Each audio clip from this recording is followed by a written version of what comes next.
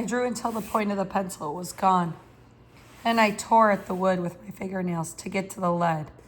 I drew and shaded and sketched and left blank patches and filled patches. And at one point I thought I needed some more for a face at a window, and I poured some water into the cup and dipped my forefinger into the water and rubbed the wet forefinger across the side of the face beneath the high, delicate curve of the cheekbone.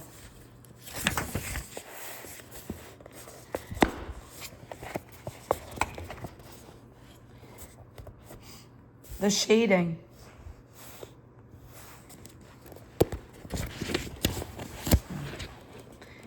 The shading inside the concave plane of the dark came sharply alive, and there was my mother's face at the window. Then I drew a boy and a girl walking together beneath the maples of the parkway. Their brother and sister, I thought, and I drew them holding hands, heads close together, faces alike, thin with high cheekbones. Then I drew the Reb praying quietly near the ark, his head covered by his tallis. Then I no longer knew what I was drawing. I was filling the pages with beings and shapes and textures, trying to feel the rain on the windows and on the trees, trying to feel cold and snow, trying to feel darkness and night, and getting none of it on the pages. And finally, I threw the pencil down on the desk and slammed the sketchbook shut. I picked up my coat and my books, and I ran from the room. I was part of the way down the corridor when I remembered I had forgotten to turn off the light. I went back and opened the door and looked inside. The sketchbook lay nakedly on the desk. I turned off the light and closed the door and went down the corridor and out of the school. I hated what I had drawn in the sketchbook. I should not have done it. Why had he asked me to do it? I hated the drawings. They were lines, stagnant creations, done to someone else's demand, and I despised them. I walked beneath the trees in the rain. I felt the rain on my face and in my eyes. How do you draw rain in someone's eyes? It seemed there was a great deal of rain, and I was walking in it endlessly. There was the sound of cars in the rain, and occasionally the sound of an aircraft in the clouds and overhead, and the dripping of the trees and the lawn soggy, and sometimes a stray wet cat beneath the pails of garbage in the alleyways. I was going into a huge gray stone building, and I remember none of the drawings had been of my father. Not a single drawing in that sketchbook was of my father. There was huge glass drawers bordered in bronze and a marble interior, and someone at a counter talking to me, looking at me curiously and pointing up a marble staircase. I climbed the stairs. I saw the rain on the tall rectangular windows. There were long corridors.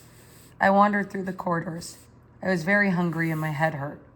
I wandered through the corridors, looking closely at the walls. I do not know how long I was there. Someone came over and said something to me, and I could not hear him. There was something on a wall I needed to see. He said it again and again, and I felt him staring at me as I went from there down the marble staircase. It was dark outside. The rain had stopped. The air was misty with fog. The fog clung to the vague circle of light around the lampposts. I walked home in that fog. As I came up to the apartment house, I looked up the living room window. It was dark. I took the elevator upstairs. The door to the apartment was open a second after I rang the bell. Mrs. Rockover stood there, gaping at me. Then she ran back through the hallway and picked up the phone. I went into my room and took off my clothes. Mrs. Rockover was talking excitedly into the phone. I wondered where my mother was. My father was in Washington. I was putting on my pajamas when Mrs. Rockover came into my room. Where had I been?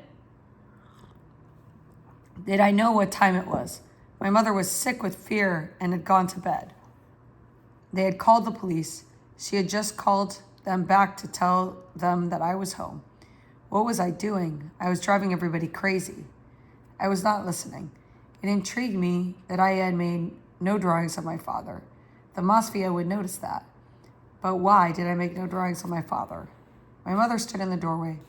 She was in a loose-fitting, pale blue nightgown. Her short, dark hair was tangled. She seemed frenzied, and there were dark circles around her eyes.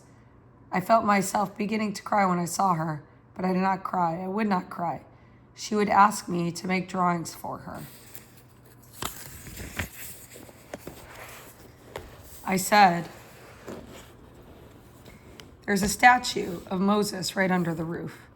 Did you ever see that, Mama? A statue of Moses." "Master of the universe," Mrs. Rickover breathed. "What is the boy saying?" My mother looked at me dazedly. She seemed so small and frail. "The others all had strange names," I said, "but Moses was there. Moshe Rabbeinu was there near the top of the building." "What building? What building?" Mrs. Rickover asked. "Museum," my mother said in a small voice. Mrs. Rickover stared at her in disbelief. "I liked Robert Henry best of all," I said. "Of all the Americans, he was the best. Am I saying the name right? Henry?" "I'm pronouncing it Henry." "Why didn't you tell me you were going?" my mother said. "Why didn't you call me?" "I didn't know." She hugged the nightgown to herself and stared at me. "I liked Hopper too," I said. "I liked his sunlight." Asher, what are you doing? You went out of the school in the middle of the day and disappeared. Your father is at home and you disappeared. What are you doing?" I was no longer listening. My mother went on talking. She seemed to be talking very loudly. Now Mrs. Rickover was talking. I got into bed. Their talking was very loud. I turned my face to the wall. There was the crack and its spidery tributaries. I had forgotten to draw the crack for the Mafia. I wondered what else I had forgotten to draw besides that, and my father and I fell asleep. I fell asleep. The darkness woke me. I felt it upon me in my sleep, and I came awake and stared into it, listening. I did not know how long I slept. The darkness seemed faintly resonant with a distant sound. I thought I heard some singing. The sound faded in and out. I was dreaming. I knew I was dreaming. I could feel my eyes wide open, but I knew I must be dreaming, that my mother was singing somewhere in the darkness. My father was in the kitchen when I came to the next morning. His eyes were heavy and tired. My mother was at the stove, her back to me. They looked at me as I sat at the table. They seemed to be moving very slowly. My mother said something to me and I responded. He was preparing our orange juice, but moving very slowly. I heard him say, "You should have not done that, Asher." His voice was without expression. I said, "I am sorry, Papa." "You frightened your mother." "I won't do it again, Papa." "You will come home immediately after school." "Yes, Papa." "You will not go to Reb Yudel Krinsky's store." "Yes, Papa." "You will not go to the museum again without permission." "Yes, Papa." My mother turned and watched me. She was very pale and the sockets of her eyes were dark. "Did you understand what the Mafia said to you?" "Yes, Papa." "You are sure you understand?" "Yes, Papa." "If you were a genius in mathematics, I would understand. If you were a genius in writing, I would also understand. If you were a genius in Gomorrah, I would certainly understand. But a genius in drawing is foolishness, and I will not let it interfere with our lives. Do you understand me, Asher?" "Yes, Papa, yes, Papa, yes, Papa." "It's foolishness, Papa." "Yes, Papa." "Are you going away again today, Papa?"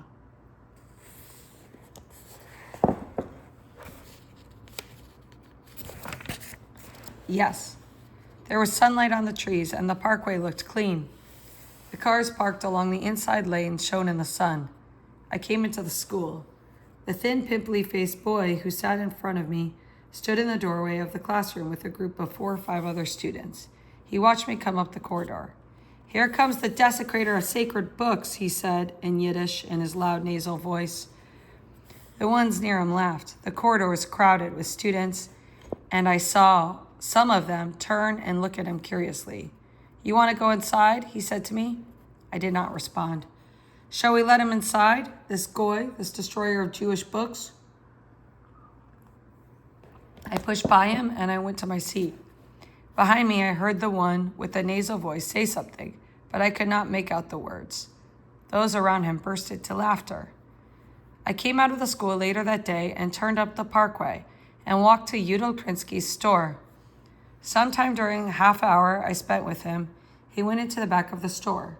I put 5 tubes of oil color, a bottle of turpentine, and a bottle of linseed oil into one of my coat pockets. I slipped 2 bristle brushes into my loose leaf notebook. Before I left the store, I bought a small canvas board. I had enough money for that. I walked home in the last of the sunlight and saw my mother framed in the window of our living room as I came up to the house. She did not ask me why I was late. My father was not home. I put the tubes and bottles of brushes into the drawer of my desk and slipped the canvas board into the space between the desk and the wall. In school the next Sunday morning, the thin boy with the nasal voice stood blocking the doorway again. He saw me coming up the corridor. "Here he comes," he said loudly. "Asher Lev, the desecrator of Chumoshim." The corridor seemed to echo with his words and with the laughter of the students. I went straight home from school. My father was not traveling that day. The following day, I came into the classroom a moment after the teacher arrived. The pimply-faced boy was seated at his desk. He leered at me as I passed him. The Masvia came into the room during the day and spoke to us about the verse, "And you shall love your neighbor as yourself." From time to time during the talk, he glanced at me. He wanted to see if I'm drawing or listening, I thought. I kept my eyes on him, but was drawing inside my head and moving my forefinger carefully and slowly around a small portion of the surface of my desk. Then the Masvia left. On the street after school, the thin boy said to me loudly, "You did not desecrate a Chumash today, Asher Lev. How come?" "Leave me alone. Leave him alone," someone else said. I walked away from them and spent the next hour and a half in the museum. There was no one in the window of the apartment as I came up the street. Mrs. Rickover opened the door. She said, "Supper is waiting for you," and went up the hallway into the kitchen. I ate supper with my mother. She did not say anything to me about being late. My father was in Detroit. At breakfast the next morning, I said, "Is Papa coming home from Detroit today?" "Yes." "When?" "In the early afternoon."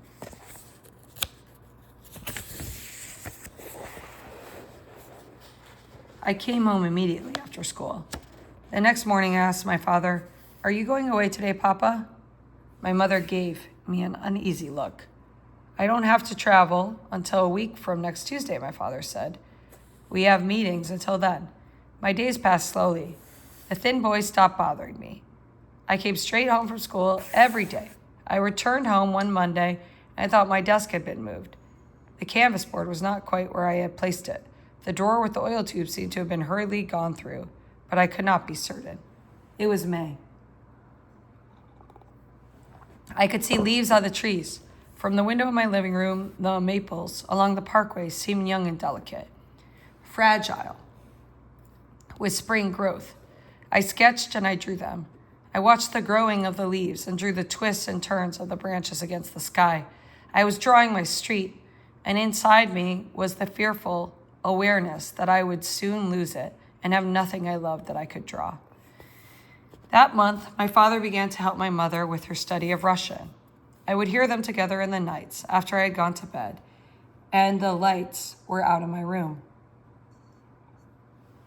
He was helping her memorize the meanings of words and the conjugations of verbs. He corrected her pronunciation.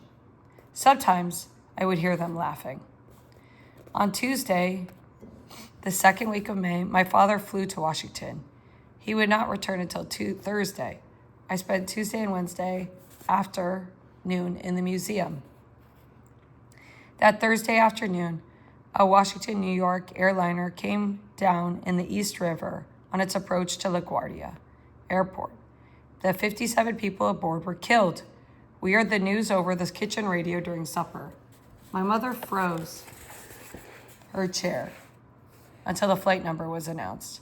Then she took a series of small gulping breaths and sat very still, her eyes flat and dead. "Mama," I called out. She shuddered and looked at me. After a moment, she said quietly, I wonder if artists also travel a lot, Asher. Dimly then, I began to sense what my father's journeys demanded of her. Have a safe journey, Arya, she would always say to him at the start of one of his trips. I'd always thought that to be a simple formula for departure.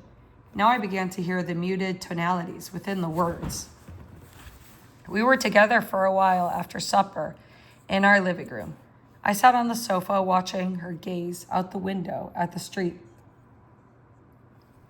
I had begun in recent weeks to be conscious of the lines and planes, not only of her face, but of her small body as well. It seemed astonishingly to me that so small a frame could have borne me, and not at all surprising that it appeared incapable of bearing once again.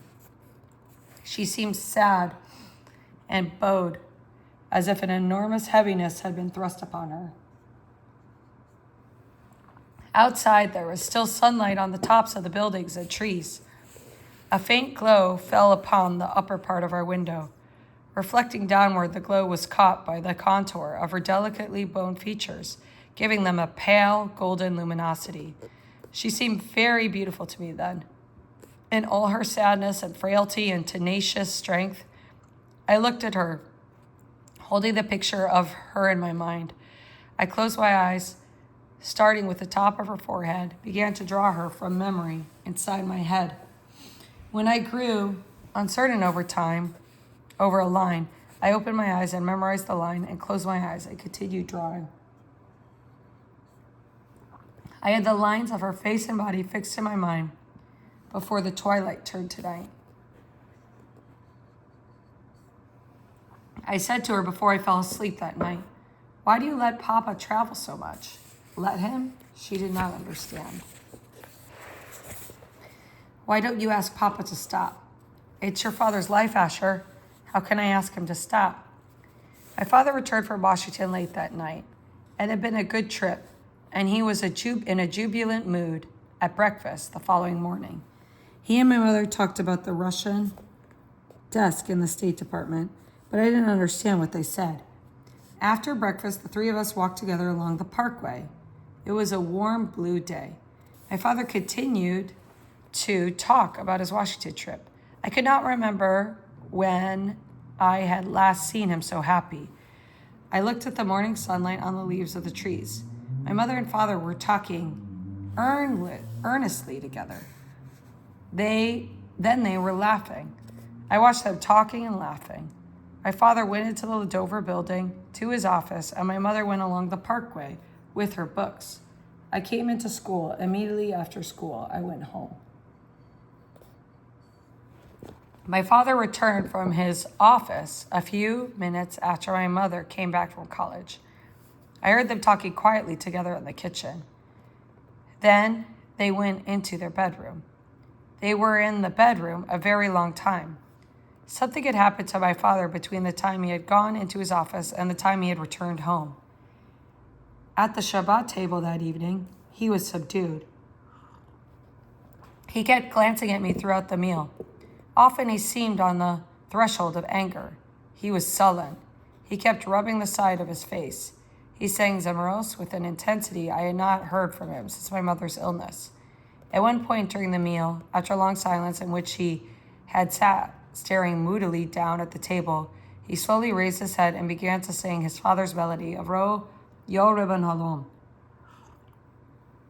I heard the long, sustained tone with which he held the first word, and I felt a shiver move through me. All at that moment of my mother's illness returned. All the months of my mother's illness returned. All the pain and the fear. My mother put her face in her hands. Yo Roba Helom, my father sang. God, master of the universe, you are the king of all kings. I found myself clutching my fork as if I was readying a weapon in my defense. I asked my mother before I fell asleep, what happened today, Mama? She told me to say the Kriyas Shema and went from my room. My father walked alone to the synagogue the next morning. When I came in, I saw him at the table, his tallis over his head. That morning, the Rebbe came into the synagogue at Borchu, then took his chair near the ark. I prayed intently. After a while, I began to feel eyes upon me, but I would not look up. I felt eyes still upon me. I glanced through the synagogue. It was crowded. I scanned the area near the ark and saw the Rebbe looking at me.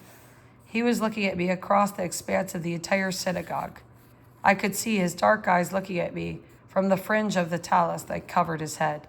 I felt as if he were standing directly before me. I stared down at my prayer book. My face burned. My heart beat fiercely. After a long moment, I looked up. The Rebbe sat very still praying. I could not see his face. My father was silent all through the Shabbat meal. He went back to the synagogue as soon as we were done eating. He had things on his mind, my mother told me. He was tired. She was tired, she said. She went into her bedroom. That night, my parents went over to Uncle Yiskov's house, and I remained alone in the apartment. I wandered through the silent rooms, then I took the tubes of oil colors out of my drawer and set the canvas board on my chair. I stood there staring at the tubes and the brushes on the canvas. I wanted to paint, but felt my mind and hands paralyzed. I could not touch the tubes of oil. I cringed at the thoughts of handling the brushes I had stolen. I felt myself filled with horror. The gift had caused me to steal. I hated the gift, but I wanted to do the painting. I stood there unable to move. Finally, I went from the room and stood in front of our living room window, staring down at the stream of night movement on the parkway, and wishing I had never touched the pencil or a crayon. Wishing I had never touched a pencil or a crayon, or met Udall Kritzky, or seen a tube of oil color. The gift was making me ill and causing everyone around me to suffer, and I hated it. I despised it. I wanted to burn and destroy it. Fell towards it, a mountainous rage. I was suddenly very tired. A wearily darkness moved across my eyes. I returned to my room and put away the oil colors and the brushes and the canvas board. I lay in my bed. The apartment was dark. I heard my father singing, Ro, Ribbon, Olom. I saw my mother standing at the front of the living room window. I was painting my mother in front of the window, but the colors would not come off the brush. The canvas remained white. I tried to put color onto the canvas, but it remained clean and white. I hated it clean and white. I hurled the brush at it. The color splattered on the walls and floor, but the canvas remained clean and white. I fell asleep. Afterwards, it seemed to me I had slept a very long time. I remember going to Udall Kritzky's store that Monday and waiting for him to turn his back to me for a moment so I could slip the tubes and brushes back into place. I remember the Mosfia talking to me in his office and asking me why I really did not want to go to Vienna. I remember talking and finally saying I couldn't talk anymore and telling him about the canvas that wouldn't take paint. As hard as I tried, it just wouldn't take paint. I remember my father's tormented look and the deep darkness around my mother's eyes. I remember someone asking me if I wanted to have a private talk with the Rebbe, and that I screamed no, I hated the Rebbe. He was stealing my street from me, and then ran away and found myself beneath the trees of the parkway, looking at the dots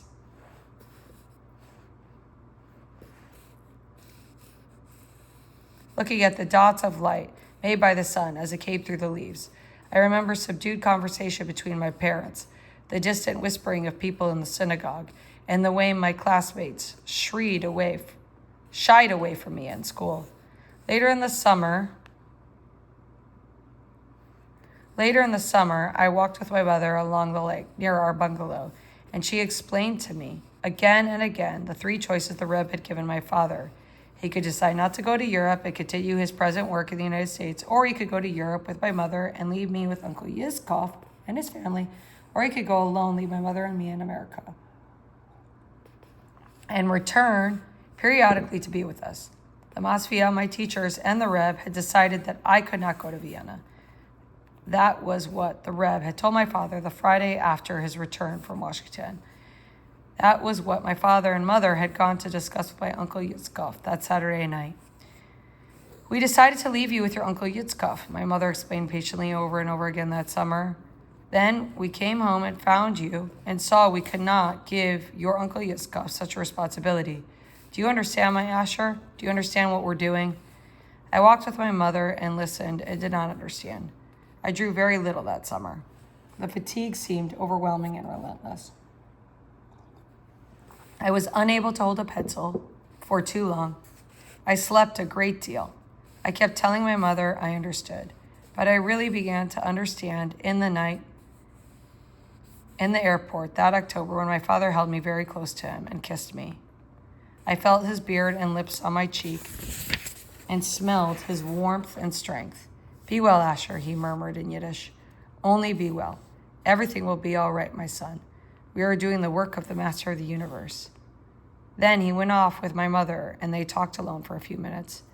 Have a safe journey, my husband, I heard my mother say. She was crying. My father waved at me. I saw him go through the glass doors, limping slightly, carrying his attaché case and a copy of the New York Times.